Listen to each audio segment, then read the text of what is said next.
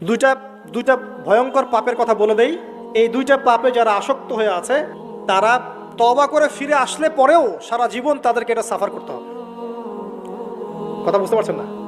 তওবা করে ফিরে এসেছেন মনে করেন, তারপরেও আপনাকে সারা জীবন এই পাপের ফলটা ভোগ করতে হবে।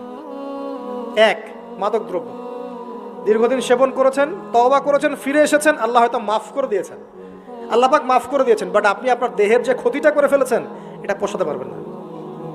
এক নাম্বার। দুই, তখন আপনি যদি বিয়ে করেন আপনি স্ত্রীকে সন্তুষ্ট করতে পারবেন না। হ্যাঁ।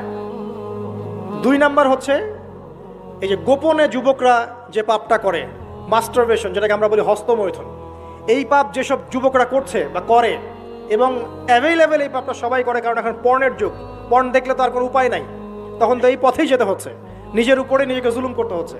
যারা হস্তমৈথুন অভ্যস্ত হয়ে গেছে এরা যদি তওবা করে ফিরেও আসে, শরীরের যে ক্ষতিটা হয়েছে এটা পূরণ হবে না কখনো।